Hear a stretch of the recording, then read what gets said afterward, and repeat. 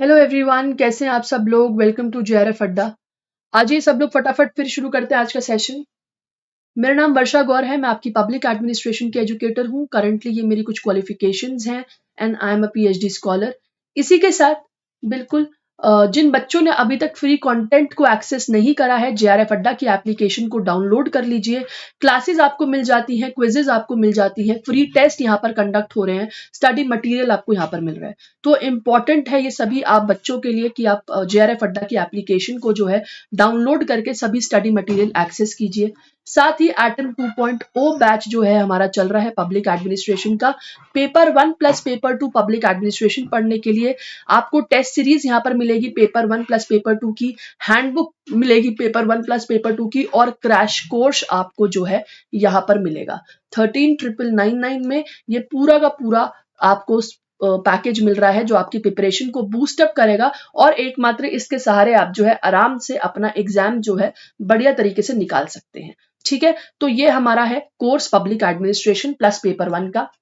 इसी के साथ जिन बच्चों को फ्री क्लासेस लेनी है पब्लिक एडमिनिस्ट्रेशन की, तो बिल्कुल 2 बजे आइए। 2 बजे मैं आपको वाईटी पर पब्लिक एडमिनिस्ट्रेशन पढ़ाती हूँ, तो आप सभी के लिए जो है ये सभी क्लासेस है। अगर आप और किसी सब्जेक्ट से बिलोंग करते हैं जैसे education, sociology, computer science, economics, commerce, तो बिल्कुल आप इन क्लासेस के टाइमिंग देख सकते हैं। ये सभी क्लासेस आप ही के लिए हो रही है। ठीक है, ऑल्सो यूजीसी नेट पेपर 1 की अगर हम बात करें, पेपर 1 की क्लासेस जो है सुबह 8 बजे से शुरू हो जाती है और 11 बजे तक चलती है, जिसमें आदिति मैम, आयुषी मैम, प्रशांत सर और रचना मैम जो है आपकी क्लासेस लेती हैं। कुल मिलाकर आज का जो सेशन होने वाला है ना, बहुत ही इंपॉर्टेंट सेशन होने वाला है। फैक्ट्स के ऊपर आज बात होने वाली है बच्चे, कि भाई साहब जो फैक्ट्स पूछे जाते हैं पब्लिक एडमिनिस्ट्रेशन के एग्जाम में, खासकर आपके भारतीय प्रशासन से या फिर इंडियन एडमिनिस्ट्रेशन से, तो आज उसकी बात करते हैं कि हिस्टोरिकल पीरियड से जो अब तक जो हमारे जितने भी डेवलपमेंट हुए हैं उसके ऊपर थोड़ा सा नजर डालने वाली हूँ। इंपॉर्टेंट फैक्ट, ये इंपॉर्टेंट डेट और ईयर्स आपके लिए जरूरी है। 4-5 स्लाइड होंगी, लेकिन ये 4-5 स्लाइड पब्लिक एडमिनिस्ट्रेशन वाले बच्चों को 2-2 मार्क्स दिलवा देती है। ठीक है, तो चलिए शुरू करते हैं। सबसे पहले ग्रोथ की बात करते हैं भाई। सबसे पहले जो है सेक्रेटेरिएट यानी सचिवालयों में, केंद्रीय सचिवालयों में किस तरीके की ग्रोथ आई थी।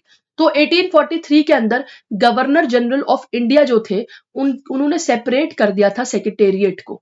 ठीक है, कहां से? गवर्नमेंट जो कि आपकी इंडिया थी, उनसे गवर्नमेंट ऑफ बंगाल को सेपरेट करके उन्होंने 4 डिपार्टमेंट का गठन कर दिया था, जिसमें आपके home ministry, finance ministry, military area और फॉरेन मिनिस्ट्री आ गए थे।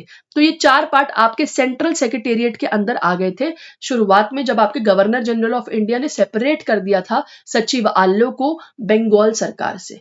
ठीक है, फिर बात करते हैं 1859 के अंतर्गत। एक एक डेट इंपॉर्टेंट है, एक एक डेट इंपॉर्टेंट है।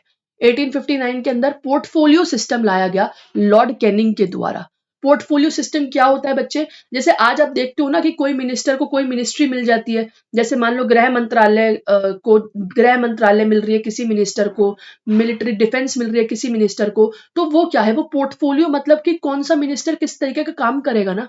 कोई अगर कपड़ा विभाग में है, कोई अगर कपड़ा मिनिस्ट्री में, मंत्रालय में है, तो ये मतलब ये होता है कि कौन सा मिनिस्टर जो है कौन सा काम करेगा। तो वो पोर्टफोलियो की शुरुआत जो थी सबसे पहले लॉर्ड कैनिंग ने शुरू करी थी 1859 के अंतर्गत। ठीक है, उसके बाद 1905 के अंदर टेन्योर सिस्टम जो हम कार्यकाल पढ़ते हैं कि किसका कितना कार्यकाल रहेगा। जैसे आपका अगर बात करें, कल ही हमने पढ़ा एनएचआरसी का 3 साल रहेगा चेयरमैन का। ऐसे ही जो आपके सुप्रीम कोर्ट के जज रहते हैं उनका 5 साल रहता है। तो इन्हीं कार्यकाल की जो बात करते हैं, लॉर्ड कर्जन ने 1905 के अंदर जो है बिल्कुल कार्यकाल की बात कही थी, टेन्योर सिस्टम लेकर आए थे। इसी की तरह 2005 में रेलवे बोर्ड को सेटअप किया गया था गवर्नमेंट ऑफ इंडिया के अंदर। ये भी इंपॉर्टेंट है। आपसे क्या करते हैं, अरेंज करने को पूछ लेते हैं, केवल हेडिंग दे देंगे, portfolio system, tenure system, railway board, और अरेंज करने को पूछ लेंगे। हालांकि ये दोनों ही 5 में आए हैं, टेन्योर सिस्टम और रेलवे बोर्ड, लेकिन पहले टेन्योर सिस्टम आया था, इतना याद रख लेना। इसके बाद 1947 के अंदर और भी बहुत सारे आपके डिपार्टमेंट आ चुके थे गवर्नमेंट के अंदर, जिनको जो है डिपार्टमेंट से मिनिस्ट्रीज का नाम दे दिया था रीनेम करके, और लगभग ऐसे 18 मंत्रालय जो है आपके सेंट्रल सेक्रेटेरिएट के अंदर आ गए थे। देखो 1847 में कितने आए थे? केवल 4, और अब कितने हो गए 1947 में? 18। ठीक है, इतना ये डेवलपमेंट हुई है यहाँ पर। इसी के साथ स्टेट एडमिनिस्ट्रेशन, राज्य प्रशासन की बात कर लेते हैं। सबसे इंपॉर्टेंट, सबसे महत्वपूर्ण, 1772 के अंदर लॉर्ड वॉरेन हेस्टिंग ने क्रिएट करी थी भाई डिस्ट्रिक्ट कलेक्टर की पोस्ट। डिस्ट्रिक्ट कलेक्टर की पोस्ट उस समय क्या करती थी, रेवेन्यू सिस्टम को भी देखती थी और आपके जस्टिस यानी कि जज की तरह भी काम करती थी। ठीक है, तो ये दो उद्देश्यों से आपकी कलेक्टर की पोस्ट बनाई गई थी उन दिनों। ठीक है, 1772 में वॉरेन हेस्टिंग के द्वारा। 1786 में बोर्ड ऑफ रेवेन्यू क्रिएट किया गया था बंगाल के अंदर, पहला बोर्ड ऑफ रेवेन्यू बंगाल के अंदर क्रिएट किया गया था। 1792 के अंदर लॉर्ड कॉर्नवेलिस लेकर आए थे आपके दरोगा सिस्टम। याद रखना, दरोगा सिस्टम जो है आपके कॉर्नवालिस ने पहली बार इंट्रोड्यूस किया था। ठीक है, इसी के साथ 1829 में पोस्ट किसकी, डिविजनल कमिश्नर की पोस्ट जो है आ गई थी, और ये किसने इंट्रोड्यूस करी थी, लॉर्ड बेंटिक ने। लॉर्ड बेंटिक जो है आपके गवर्नर जनरल ऑफ इंडिया भी रहे थे। इंपॉर्टेंट चीज है बच्चों, देखो एक एक पॉइंट जो मार्क कर रही हूँ इंपॉर्टेंट है, क्योंकि PYQ में पूछे गए हैं और आने वाले जो आपका UGC नेट का अटेम्प्ट होगा ना, 2-2 नंबर के क्वेश्चन होते हैं। एक भी फैक्ट्स में कमजोरी आई वहां गड़बड़ है, तो इसलिए साथ के साथ करवा रही हूँ। अभी एग्जामिनेशन में भी टाइम है, इन स्लाइड्स को, इन चार्ट्स को जो है चिपका लो या किसी पेपर पे लिख कर ना इसको अपने दीवार या कहीं पर टेबल पे चिपका लो और रोज पढ़ो, याद हो जाएगा। बहुत मुश्किल नहीं है, बहुत मुश्किल नहीं है। इसी के साथ 1861 में बात करें भाई, ये सबसे इंपॉर्टेंट है। 1861 इंडियन पुलिस एक्ट जो है हमारे भारत के अंदर जो स्टैब्लिश हुआ था, कॉन्स्टेबलरी यानी कांस्टेबल और जितना भी पुलिस एडमिनिस्ट्रेशन है वो इसी एक्ट के अंतर्गत चलता है। आज भी जो है इंडियन, अभी तक भी इंडियन पुलिस एक्ट के अंतर्गत बहुत सारी चीजें हैं जो चलती हैं। तो ये बिल्कुल 1861 याद रखना। इंडियन पुलिस एक्ट जो है आपका भारत के अंदर जो है संगठित किया गया था। इसी के साथ अब बात करते हैं लोकल एडमिनिस्ट्रेशन की, यानी कि स्थानीय प्रशासन या लोकल एडमिनिस्ट्रेशन में किस तरीके से काम और डेवलपमेंट हुआ ब्रिटिश काल से। तो देखो 1687 में सबसे पहले जो है म्युनिसिपल कॉर्पोरेशन मद्रास में जो है आपकी स्थापित कर दी गई थी। पहला नगर निगम जिसको कहते हैं वो मद्रास में बना दिया गया था। उसके बाद 1726 के अंदर जो है आपके म्युनिसिपल कॉर्पोरेशन कहाँ आ गई थी, बॉम्बे और कोलकाता के अंदर। ठीक है, 1726 में लॉर्ड मायो रेजोल्यूशन आया था 1870 के अंदर, जो कि फाइनेंशियल डिसेंट्रलाइजेशन आपके जो है किसके, वित्तीय विकेंद्रीकरण की बात यहां पर पहली बार हुई थी लॉर्ड मायो के द्वारा। डेट इंपॉर्टेंट है। लॉर्ड रिपन ने 1882 के अंदर आपके Magna carta of local government को लॉन्च किया, जिसके कारण जो है लॉर्ड रिपन को क्या कहा गया, father of local self government, स्थानीय स्वशासन का जो है जनक कहा गया आपके लॉर्ड रिपन को। रॉयल कमीशन ऑन डिसेंट्रलाइजेशन, काफी बार यहां से क्वेश्चन बन चुका है बेटा, काफी बार। ठीक है, रॉयल कमीशन ऑन डिसेंट्रलाइजेशन जो है आपकी अपॉइंट हुई थी 1907 के अंतर्गत। इसके चेयरमैन जो थे हॉब हाउस थे। इसी के साथ डायरेक्टल स्कीम, आपकी जो डुअल स्कीम की अगर हम बात करें उसको भी भारतीय अधिनियम 1990 के अंतर्गत जो है द्वैतीवाद या दुई आपका जो रहता है, दुए योजना जो गवर्नमेंट की रहती है सरकार की, वो आपके 1919 के अंदर जो है चली थी।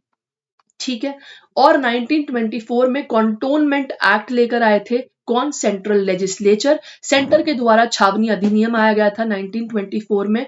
एंड इसी के साथ आपकी अगर बात करें गवर्नमेंट में प्रोविजनल ऑटोनॉमी की, यानी कि 1935 के अंतर्गत जो है लोकल सेल्फ गवर्नमेंट को, याद रखना स्थानीय स्वशासन को जो है as a state list, state उन दिनों प्रोविंसेस को कहा जाता है।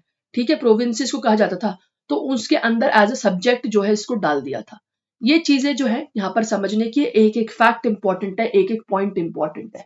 ठीक है, यहाँ आए हो तो समझ लो कि अगले बार में आने वाले पेपर में जो है कुछ ना कुछ मार्क्स यहाँ से बटोरी रहे हो। फाइनेंशियल एडमिनिस्ट्रेशन, वित्तीय प्रशासन, बहुत लोग अवॉइड करते हैं इसको पढ़ना, लेकिन पढ़ लोगे तो बढ़िया रहेगा। 1753 के अंदर इंडियन ऑडिट अकाउंट डिपार्टमेंट जो है क्रिएट कर दिया गया था। इंपॉर्टेंट पॉइंट, बहुत बार पूछा गया ये। 1860 के अंतर्गत सिस्टम ऑफ बजट को लेकर आ गए थे भाई, इंट्रोड्यूस कर दिया था 1860 के अंतर्गत। 1870 में लॉर्ड मायो का वित्तीय विकेंद्रीकरण की बात तो हम कर ही चुके हैं, है ना। उसके बाद 1921 के अंदर रेलवे बजट को जनरल बजट से अलग कर दिया गया था एक्वर्ड कमेटी के कहने पर।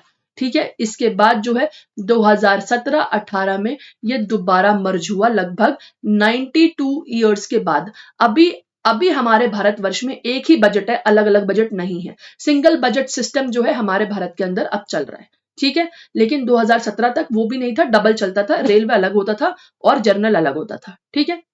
अब बात करते हैं 1921 के अंदर आपकी पब्लिक अकाउंट कमेटी, जिसको हम पीएसी बोलते हैं, पैक का भी गठन किया था सेंटर के अंदर, ठीक है। साथ ही पैक जो है आपकी 1 साल रहती है, 1 साल इसका टर्म रहता है पैक का, पब्लिक अकाउंट कमेटी। सभी को याद होना चाहिए, हम लोग इसको पढ़ते हैं पब्लिक एडमिनिस्ट्रेशन में। पेड वाले बच्चों को काफी पता होगा इसका, इसके अंदर कितने मेंबर्स रहते हैं, कौन मेंबर नहीं होता है, कौन चेयरमैन बनता है, तो बिल्कुल ये सब हम पढ़ते हैं। इसी के साथ 1935 में जो है रिजर्व बैंक ऑफ इंडिया, जो आपका आरबीआई है, उसका गठन हुआ था। सेंट्रल लेजिस्लेचर के तहत जो है आपका आरबीआई स्टैब्लिश कर दिया था। ये इंपॉर्टेंट चीजें थी जो आप सभी लोगों के लिए मैं लेकर आई इस प्लेटफॉर्म पर, फ्री प्लेटफॉर्म पर। प्लीज एक एक चीजें इंपॉर्टेंट है आप सभी के लिए। यहाँ से क्वेश्चन बन गया तो वाह वाह है। PhD एंट्रेंस भी आपके चल रहे हैं, तो यहाँ से बनने के पूरे पूरे चांसेस है question. Thank you so much for watching. PDFs आपको मिल जाएंगे एप्लीकेशन पर, डाउनलोड करना ना भूले। पब्लिक एडमिनिस्ट्रेशन की क्लासेस हमारी 2 बजे होती है। टेलीग्राम लिंक जो है पब्लिक एडमिनिस्ट्रेशन की क्लासेस का ये रहा, आप इस लिंक पर क्लिक करेंगे और सीधा पब्लिक एडमिनिस्ट्रेशन के ग्रुप से जुड़ जाएंगे। Thank you so much everyone. मिलते हैं नेक्स्ट सेशन में। लाइक करना, शेयर जरूर करना। All the best.